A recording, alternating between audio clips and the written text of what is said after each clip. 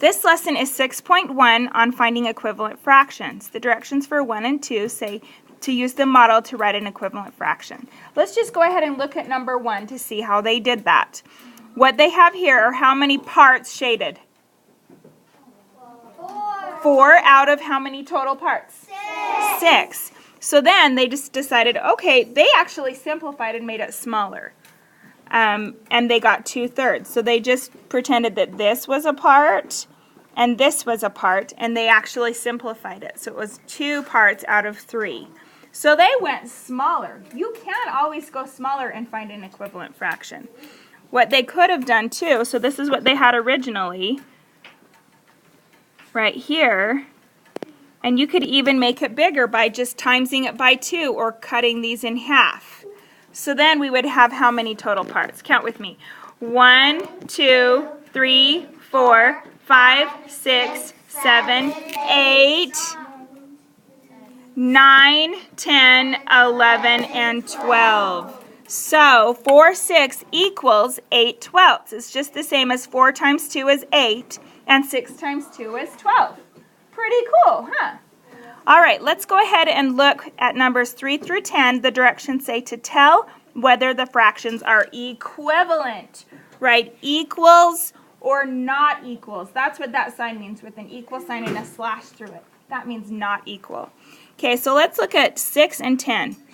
So 2/3 and 4/6. Let's look at that.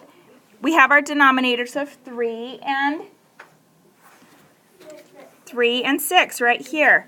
So let's think. Is 3 times 2 6? Yeah. Okay, so what you have to do to the bottom, you have to do to the top. So is 2 times 2 4? Yes. So does 2/3 equal 4 6? Yes. Yes, so we'll write an equal sign here. Okay, let's look at number 10. We have the denominators. Remember, down is denominator of 8 and 10. Oh, this is going to be a little different, isn't it? Okay, 8 times nothing will ever equal 10. So they would want to see if you could simplify it. What you can do too is draw our bar models like we did in 6.6. Let's look at that. We'll just do it a different way. So let's write our fractions of 5/8 on the top and 9/10 on the bottom. Okay, with benchmarks, what do you find very first? What point? The halfway point. And these are both even, so this is going to be awesome. So this is 1/2. So what is 1/2 of 8? 4. Yeah, so we're going to break this into 4. And then we can put those in half, and then we'll have 8, right? Okay, perfect. Let's color in how many of them? 5? Okay, I'm going to actually change my color so you can see it a little bit better. Okay, so we're going to color 5 of them in. So 1, 2, 3, 4, and 5. Perfect. So we're past the halfway point, right?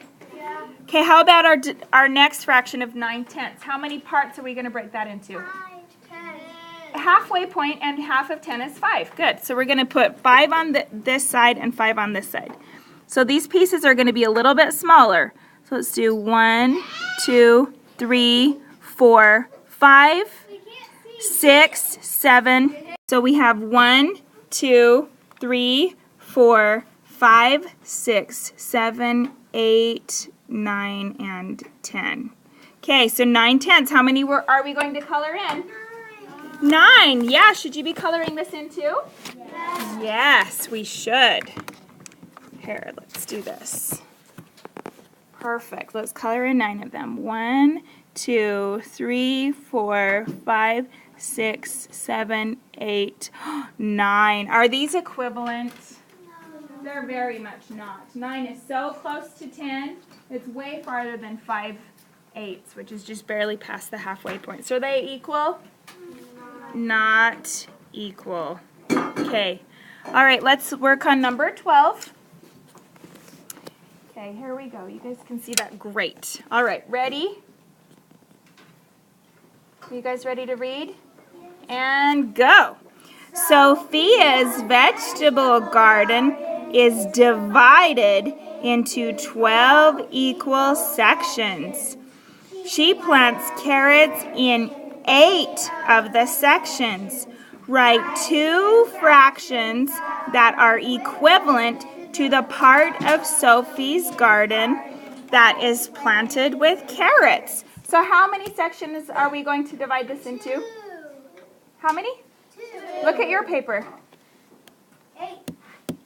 Okay, how many total sections? 12. 12. So let's draw 12 sections first. And I'm going to do 2 rows of 6. Okay, is that 1, 2, 3, 4, 5, 6? There we go. 6, 8, 10, 12. Good. Okay, 2 rows of 6. Very good. Now in 8, we have what? What are planted in 8 of the rows? Carrots. Good. So I'm just going to put a C in 8 of them. So 1, 2, 3, 4, 5, 6, 7, 8. Okay, can you see what kind of fraction this is so far? How many total parts have carrots in? 8 out of 12. 8 out of 12. Now what if I were to do something fancy like this? I was just going to say, okay, well 4, 4, 4. Does 4 times 3 equal 12? Oh, it does. So could I break this into 3 groups here? 1, 2, 3. Yes. 3 out of how many total groups have carrots in them? 2. 2. So equals 2 out of the total groups. We have 1 group here, 1 group here, and 1 group here. So how many total groups? 3. So 2/3. Good. So 8/12 actually equals 2/3.